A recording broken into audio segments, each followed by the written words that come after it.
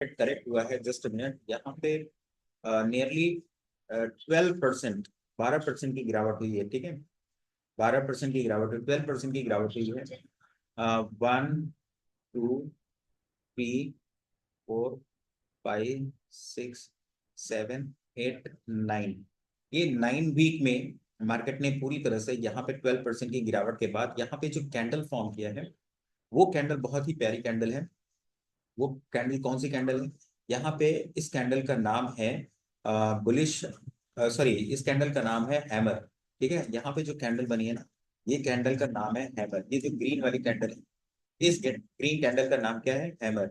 अब ये मार्केट को सपोज करना है कि मार्केट अगर इसी रेंज में ओपन होकर के, इसी रेंज में ओपन होने के बाद मार्केट अगर इस हैमर के ऊपर ही बना रहता है, ठीक है, तब तो अच्छा साइन एक है कि मार्केट, लेकिन मार्केट में अपसाइड अपसाइड का मूव तभी आएगा जब मार्केट इस लेवल के ऊपर जाएगा। जब तक मार्केट इस लेवल के ऊपर नहीं जाएगा, तब तक मार्केट में अपसाइड का मूव हमको देखने को नहीं मिल सकता है। लेकिन यहाँ पे ये जो कैंडलस्टिक पैटर्न फॉर्म हुआ ना, इसका नाम है हैमर। और ये हैमर काफी वैलिड होता है। ये हैमर जब भी बनता है, जहां भी बनता है, वहां पे हमें कुछ ना कुछ अपसाइड का मूव देखने को मिलता है। तो फिलहाल हमारे लिए जो मेजर रेजिस्टेंस यहाँ पे काम कर रहा है, वो ये लेवल है मेजर रेजिस्टेंस का, ठीक है। इसके बाद अगला जो रेजिस्टेंस देखने को मिलेगा वो इस लेवल पे देखने को मिलेगा, फिर अगला रेजिस्टेंस इस लेवल। अगर मार्केट यहाँ से ट्रेंड को रिवर्स करता है तो ये मल्टीपल रेजिस्टेंस इसको फेस करने पड़ेंगे। मार्केट यहाँ से निकलेगा, यहाँ पे जाएगा, फिर मार्केट करेक्ट करेगा, फिर यहाँ पे, फिर करेक्ट करने के बाद ऐसा जाने का प्रोबेबिलिटी है। लेकिन ये सारी चीजें तभी मुमकिन है जब मार्केट ये हैमर के ऊपर क्लोजिंग करेगा, ठीक है।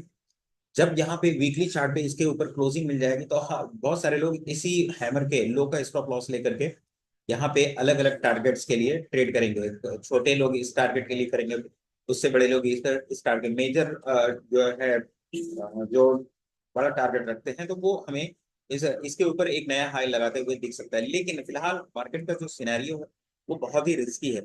क्योंकि अपने यहाँ पे मैंने ये हैमर को वैलिड इसलिए कंसीडर करने की कोशिश की है। हालांकि मार्केट में कुछ भी वैलिड नहीं होता 100%, लेकिन एक प्रोबेबिलिटी बेस इसको देखा जा सकता है। तो मार्केट ने यहाँ से जो प्राइस एक्शन फॉर्म किया था, यानी यहाँ से जो मूव हुआ था ना, वो 12% का हुआ था, ठीक है। इसी 12% के पास मार्केट आ करके फिर से एक फॉर्मेशन दिया है कि एक बार से फिर मैं 10 to 15%, 12%, what ever the percentages can move, तो यहाँ से मूव करने के चांसेस हैं। तो क्या अब यहाँ से एकदम से एक्सट्रीम बुलिश हो जाएगा? It is up to the market. Market में बहुत सारी नेगेटिविटी है, अब उनको देख करके मार्केट का सेंटीमेंट क्या रहता है, किस तरीके से। लेकिन टेक्निकली अगर आप कैंडलस्टिक पैटर्न, चार्ट पैटर्न को समझते हैं, तो टेक्निकली आप यहाँ पे देख सकते हैं कि ये हैमर जो है कंप्लीट हो चुका है। अगर इस हैमर के ऊपर मार्केट बना रहता है, इस हैमर के ऊपर मार्केट बना रहता है, तो मार्केट में मोमेंटम, अच्छा मोमेंटम या अप साइड का मूव तभी देखने को मिलेगा जब इसके ऊपर ट्रेड करेगा। ये जो यहाँ पे दो, ये तीन साइड कैंडल बनी है ना, इस इन साइड कैंडल के ऊपर निकल के क्लोज करेगा, तब फिर अपना अपना जो है अप साइड का रेजिस्टेंस क्या मिलेगा? ये वाला लेवल मिलेगा। तो जब तक मार्केट इन दोनों रेजिस्टेंस को बुलिश सिग्नल के साथ ब्रेक नहीं करती है या क्लोजिंग नहीं करती, तब तक हम यहाँ पे बुलिश नहीं कंसीडर कर सकते। अब डाउन साइड में अगर इस लो को निकालता है, मान लीजिए कि ये हैमर फेल हो जाता है, तो मार्केट में एक ओपन स्पेस बचा है हुआ है, तो वापस से फिर कहाँ पे आएगा? 22,000 के पास आएगा। 22,000 के पास आने के बाद फिर मार्केट थोड़ा सा करेक्ट करेगा, और फिर प्राइस एक्शन बनाते हुए फिर मार्केट को कहाँ आना चाहिए? 18 to 19,000 के पास आना चाहिए। अगर ये 18 to 19,000 के पास आकर के पूरी तरह से मार्केट का ट्रेंड नेगेटिव हो जाएगा, एक अच्छे फॉल की, मैं ब्रॉडर टाइम फ्रेम की बात कर रहा हूँ, मैं लॉन्ग एस्पेक्ट पे बात कर रहा हूँ, कि यहाँ पे अगर एक 18,000 तक का करेक्शन मार्केट में देखने को अगर मिलता है, तो वहां से फिर जो हमारा ट्रेंड रिवर्सल रेडी होगा वो काफी हेल्दी होगा, ठीक है। क्योंकि आप यहाँ पे ध्यान से देखिए कि मार्केट ने यहाँ पे 18,000 से यहाँ पे जो ब्रेकआउट हुआ था, ब्रेकआउट के बाद मार्केट ने किस तरीके से प्राइस एक्शन बनाया और अपसाइड का यहाँ पे मूव दिखाया था। ठीक उसी तरीके से अगर एक हेल्दी डाउन ट्रेंड के बाद मार्केट अगर अप ट्रेंड में कन्वर्ट होता है, तो हमें एक अच्छा अपसाइड का मूव देखने को मिल सकता है। तो फिलहाल ये जो हमारा यहाँ पे डिस्कशन हो रहा है, तो सिर्फ और सिर्फ ये हैमर के बारे में हो रहा है, ठीक है, कि ये हैमर कब वैलिड होगा, कैसे वैलिड होगा, और कहां तक हम इसको एक्सपेक्ट कर सकते हैं।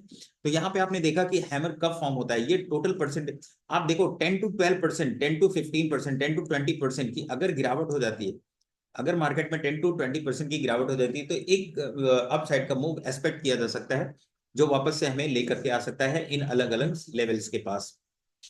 तो ये आपने देख लिया कि यहाँ पे किस तरीके से, अब इसमें स्टॉक्स को आपको देखना पड़ेगा कि किस स्टॉक में आपको पोजीशन बनानी चाहिए। ठीक है, अगर आपको किसी भी स्टॉक में पोजीशन बनानी है तो आप ये देखिए कि क्या वो स्टॉक यहाँ से, अगर ये 12% की गिरावट हुई तो क्या वो 1 मंथ में 10 टू, यानी 10 से लेकर के 20% तक का करेक्शन किया गया, अगर वो 10 से लेकर के 20% तक का करेक्शन किया है तो फिर आप उसमें अगर सेम पैटर्न मिलता है, अगर सेम पैटर्न मिलता है तो आप किसी लो का स्टॉप लॉस लेकर के आप साइड के लिए देख सकते हैं टेक्निकली। अब वो स्टॉक को सर्च करना, सिलेक्शन करना वो आपका काम है, आप अपने के साथ यहाँ पे ट्रेड को देख सकते हैं। तो क्या आपको ये चीज समझ में आ रही है? अगर वीडियो अच्छा लग रहा है वीडियो को लाइक कीजिए, चैनल को सब्सक्राइब कीजिए। मिलते हैं नेक्स्ट वीडियो में, तब तक के लिए बाय, थैंक यू।